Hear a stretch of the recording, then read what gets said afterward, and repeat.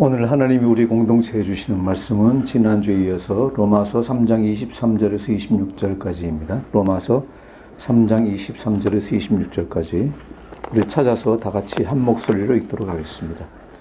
로마서 3장 23절에서 26절입니다. 찾으셨으면 같이 읽겠습니다. 시작. 모든 사람이 죄를 범하였음에 하나님의 영광에 이르지 못하더니 그리스도 예수 안에 있는 속량으로 말미암아 하나님의 은혜로 값없이 의롭다 하심을 얻은 자 되었느니라. 이 예수를 하나님이 그의 피로써 믿음으로 말미암는 화목제물로 세우셨으니 이는 하나님께서 길이 참으시는 중에 전에 지은 죄를 간구하심으로 자기의 의로우심을 나타내려 하심이니 또 이때에 자기의 의로우심을 나타내사 자기도 의로우시며 또한 예수 믿는 자를 의롭다 하려 하심이라. 아멘.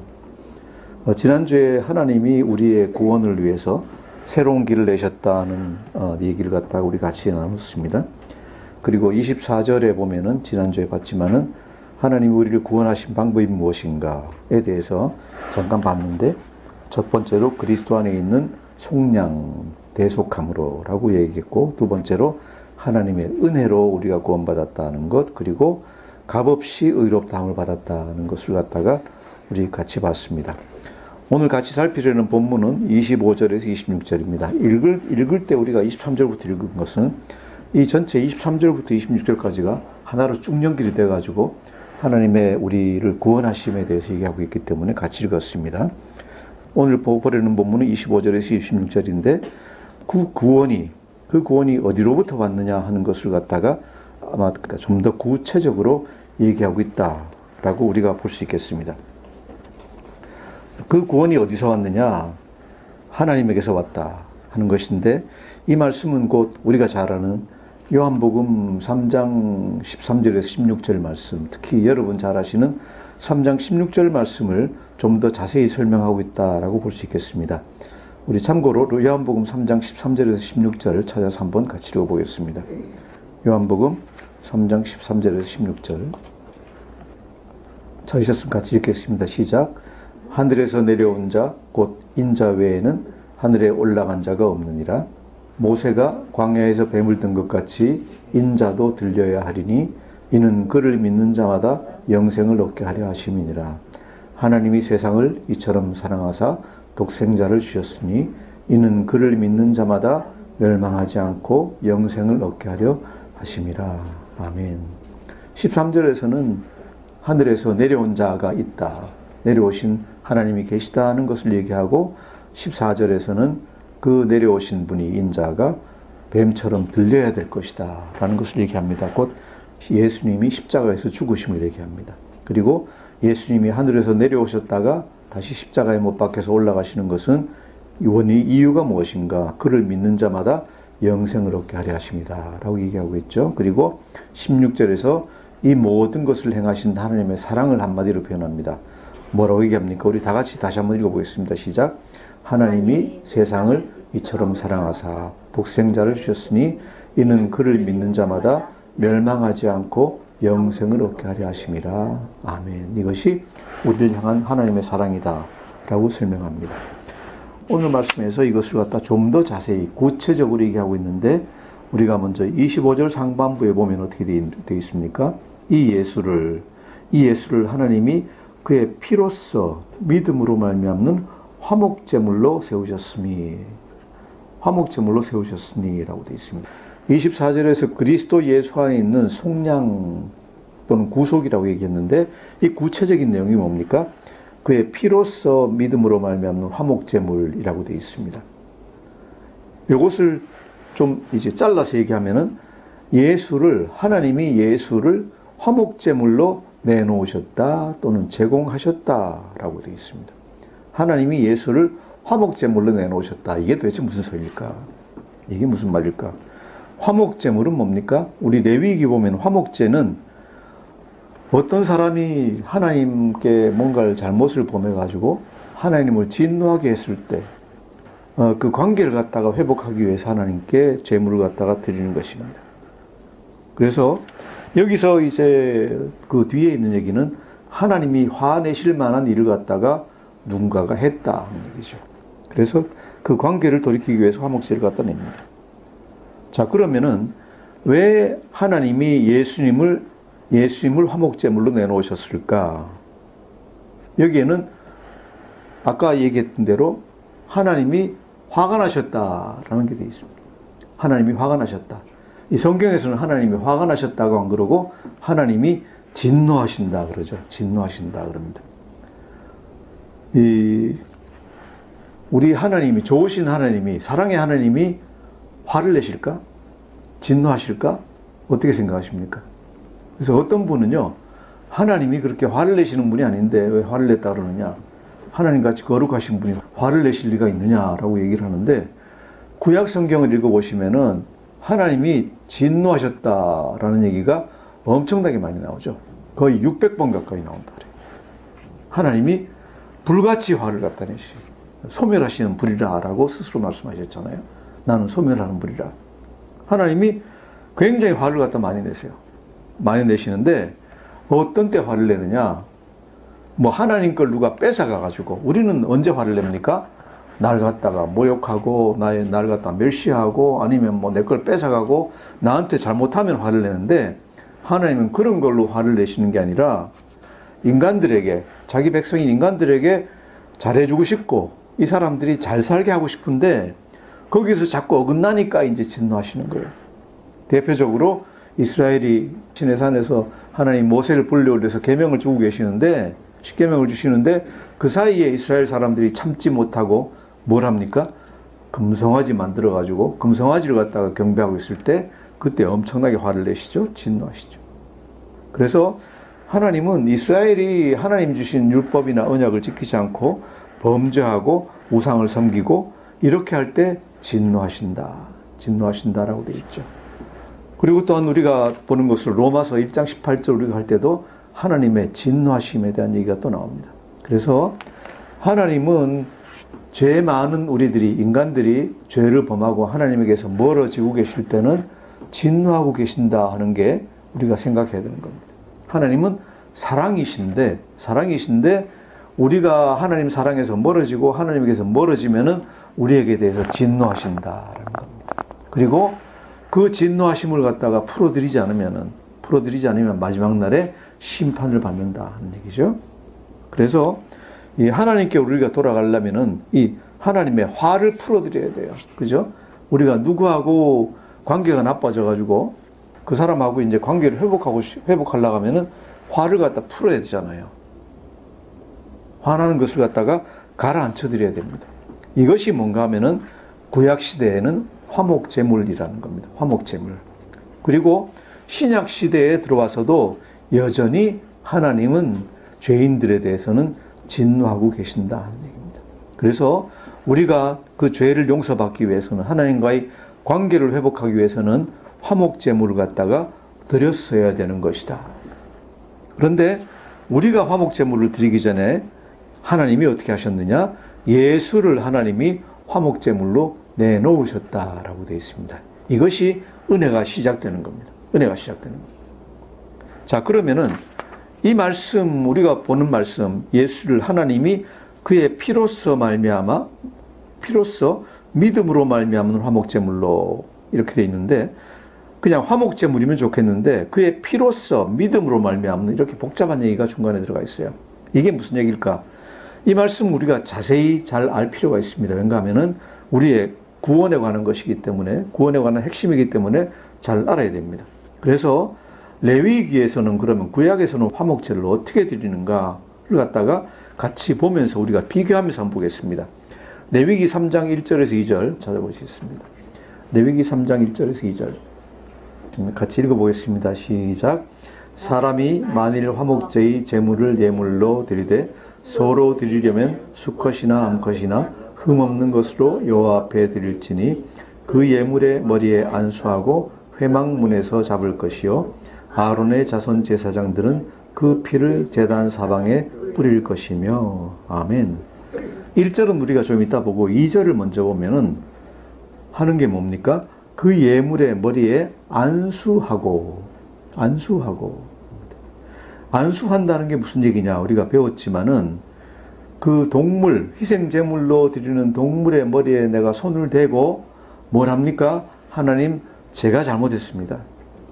제가 잘못했습니다. 제가 죄를 지었습니다. 나는 죽어 마땅합니다.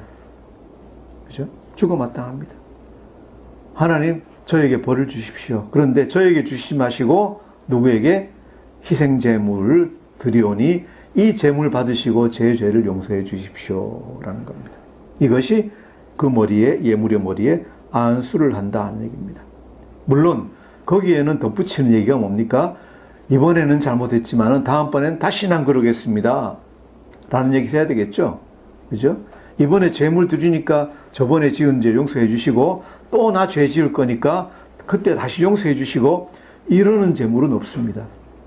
나중에 가서 실수해서 다시 할 수도 있겠지만은 제물 드릴 때는 뭐라 그러는 겁니까? 다시는 안 그럴 테니까 용서해 주십시오. 라는 얘기가 아마 붙어 있을 겁니다. 그죠?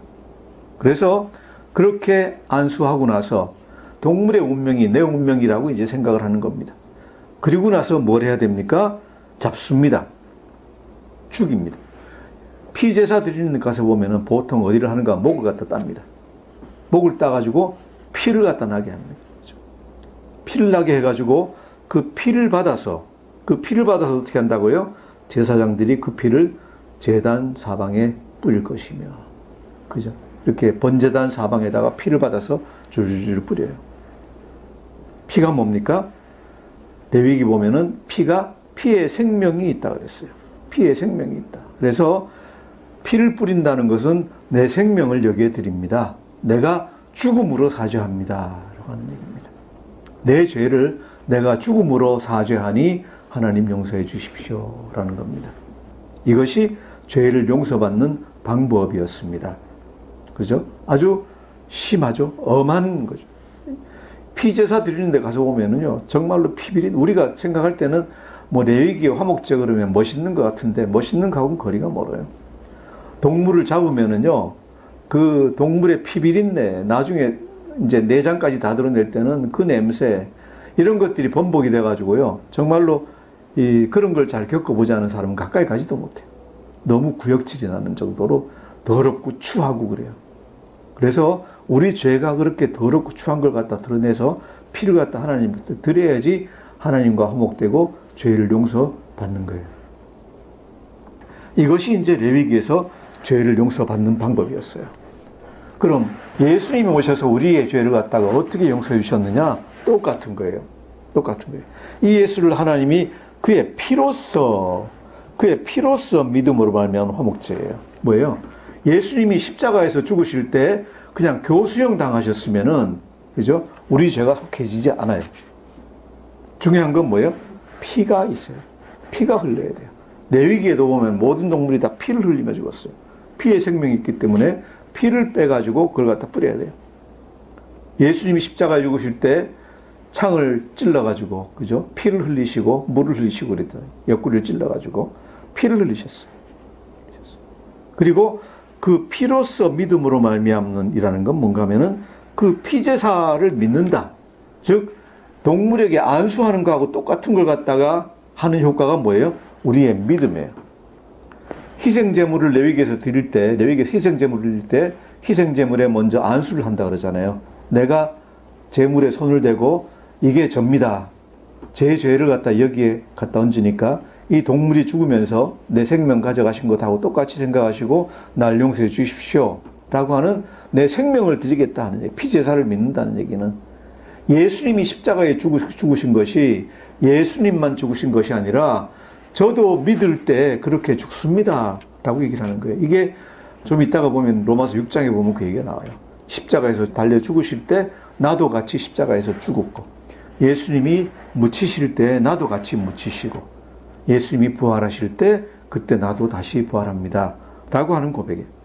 예수님만 처벌받는 게 아니라 십자가에 그렇게 정말로 냄새나고 피 흘리고 피 비린내 나는 그런 처벌받은 게 아니라 저도 처벌받는 것입니다. 라는 것을 인정한다.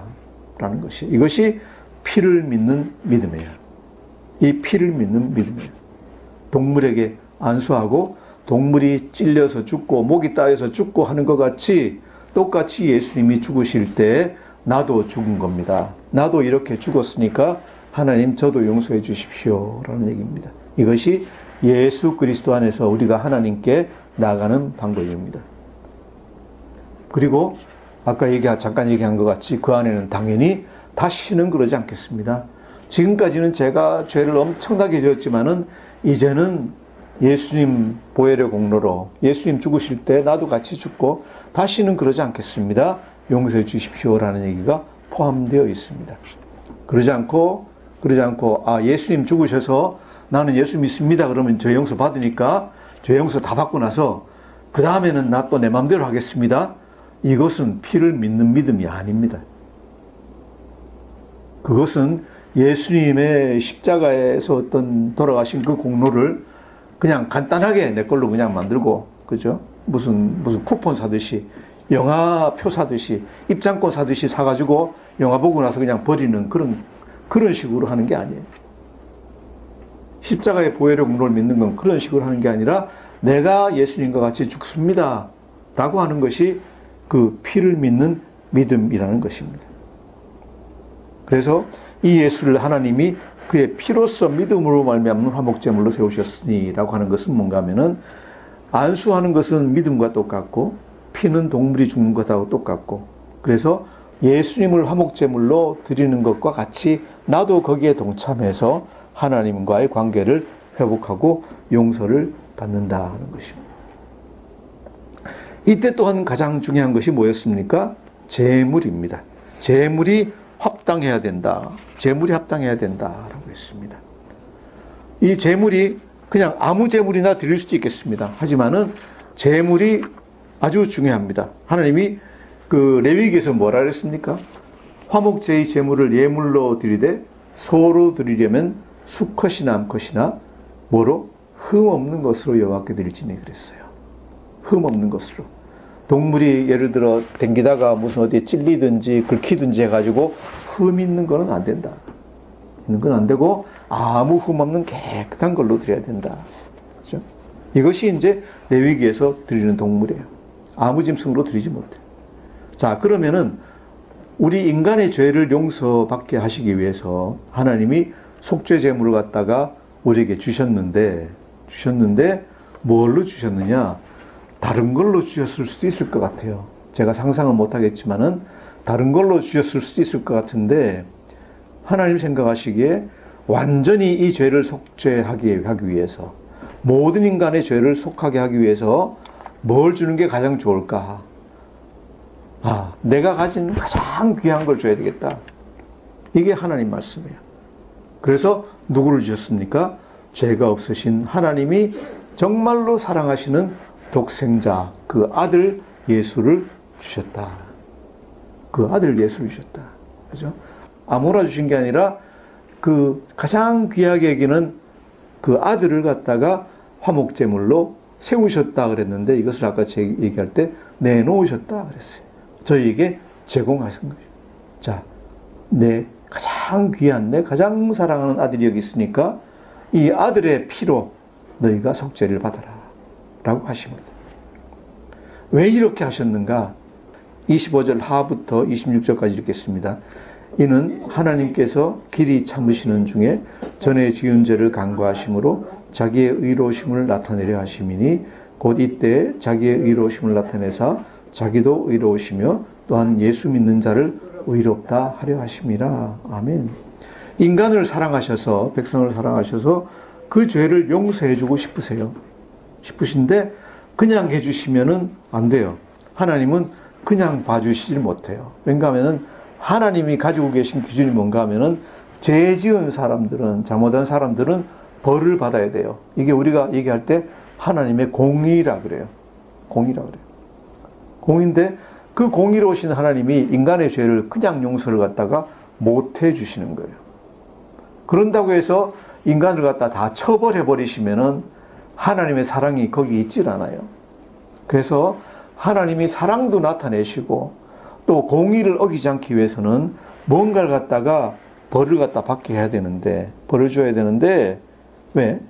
죄를 지었으면 사형에 해당하는데, 우리가 인간이 지은 죄는 죽음에 해당하는데 누군가가 대신 죽어야 되는 거예요.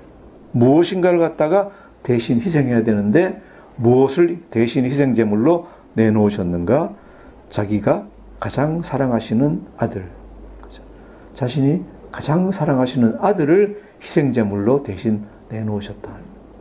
안 내놓으셔도 돼요. 인간을 갖다 다 그냥 처벌하시면 돼요. 하는데 그렇게 안 하시고 가장 사랑하시는 아들을 내놓으셔서 십자가에서 그 고통을 당하게 하시고 죽게 하셔가지고 인간들이 그 예수님을 믿으면은 동물의 머리에 안수하는 것 같이 예수님을 믿으면은 거기에 죄가 전가된다 그러죠. 이동되어 가지고 인간들이 죄를 용서받을 수 있게 하셨다. 우리가 머리로는 이해되지만은 또 가슴으로 잘 이해 안 될 수 있는데 이것은 어떻게 보면은 우리 믿음의 신비예요. 신비예요.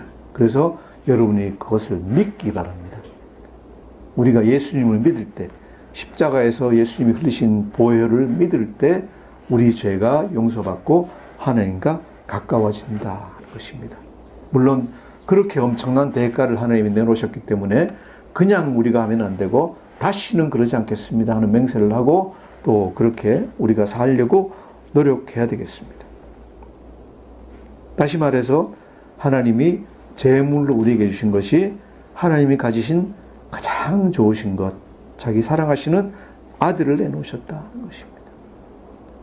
이걸로 봤을 때 오늘 제 설교 제목이 그 크신 하나님의 사랑이라고 했는데 그 크신 하나님의 사랑. 하나님이 우리 인간들을 얼마나 사랑하시는지 어떻게 알 수 있느냐? 우리를 위해서 무엇을 내놓으셨는가를 보면 알 수 있다. 우리를 위해서 다이아몬드로 된 별을 갖다 내놓으셨으면은 하나님이 가지신 많은 것 중에 하나니까 우주에 그런 거 수도 없이 많이 가지셨으니까 뭐 사랑이 별로 안 클 수도 있어요. 그죠? 그런데 하나님 내놓으신 게 뭐예요? 하나님으로서는 대체 불가능한 가장 사랑하시는 아들을 내놓으셨다. 그것을 보면은 하나님의 사랑이 얼마나 큰지 알 수 있어요. 그 하나님의 사랑에 비추어서 우리 인간의 사랑에 대해서 생각을 해보면은 하나님 사랑과 비견할 만한 뭐 잽이도 안 되겠지만 그래도 그나마 좀 비슷한 사랑이 무슨 사랑이라고 그래요? 부모의 사랑이라고 그래요. 자식에 대한 부모의 사랑, 그것도 특별히 어머니의 사랑이라고 얘기하는데 부모가 어머니가 자녀를 얼마나 사랑하는가를 보면은 하나님의 사랑에 대해서 조금은 아마 우리가 생각할 수 있을 거예요.